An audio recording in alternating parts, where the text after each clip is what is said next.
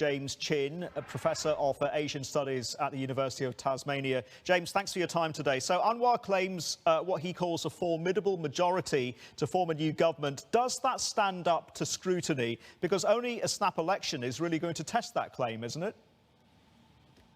Yes, absolutely. I think the problem with Anwar and the reasons why people are very cautious about it is that this is the fourth or the fifth time that he has claimed that he has a majority to take over the government.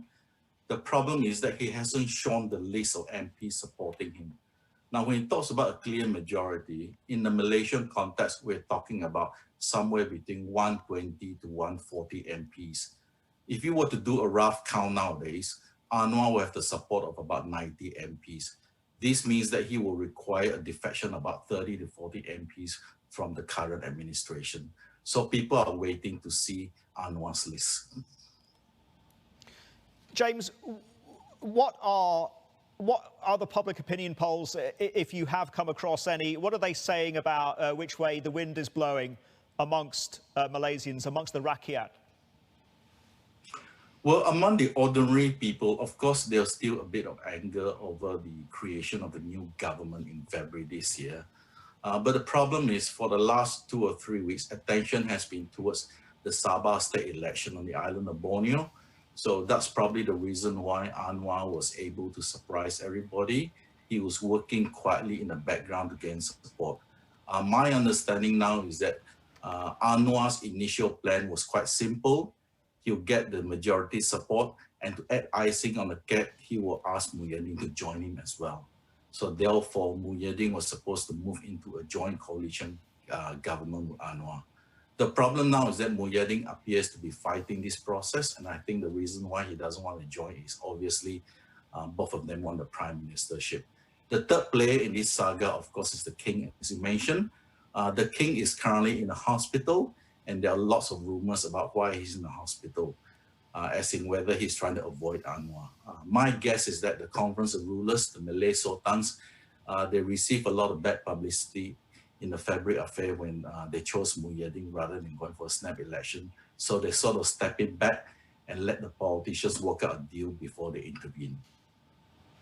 Taking the sentiment point a little bit further, James, what are locals, for example, voting for in Sabah, and what are the election issues that could sway in a snap election? What are the Malaysians wanting out of policy at the moment? Right, the voting pattern in the East Malaysian states in Borneo, Sabah and Sarawak are very different from the voting patterns in Malaya. So basically, the people in Sabah and Sarawak after full autonomy, which is a non-issue in Peninsular Malaysia. But the reason why the current crisis will have a direct impact on Sabah is because Muhyiddin has been trying to tell the people of Sabah that if you vote in a pro-federal party, I will give you more money for development. The problem with this approach is that if Anwar is capable of forming a government in the next 48 hours, this means that Muhyiddin can't deliver the promises, and this may affect some of the votes in Sabah. So yes, the Sabah issue is an important issue, but the voting patterns are completely different.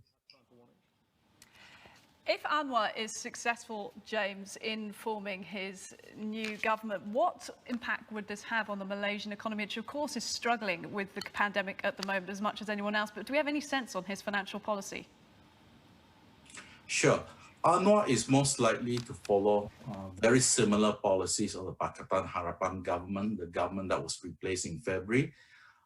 The talk in Kuala Lumpur now is that his options are limited. As you mentioned, COVID-19 has really affected the Malaysian economy quite badly. I expect in the budget session, they'll throw a lot of big money trying to restart the economy. So basically, Malaysia's manufacturing sector is basically down by at least 1/3. So his options are limited. The only thing he can do is probably throw money and try to restart. So we're talking about huge stimulus package, and that might be good for the market because I think a lot of businessmen in Malaysia are waiting for the government to throw big money and to restart the economy.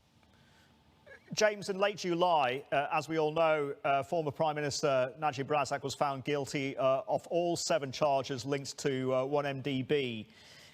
To what degree does that change the dynamics in favour of Anwar and anti-corruption forces, etc.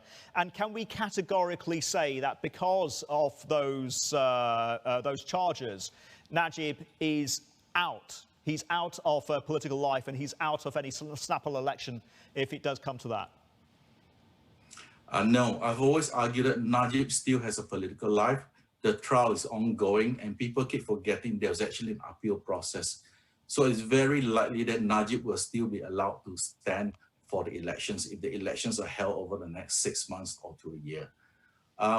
What people are worried about is that because Anwar is so desperate to be a prime minister, that he's willing to take in Najib and the rest of his gang into the new government, and therefore there'll be some sort of a backdoor deal in which Najib will eventually get away.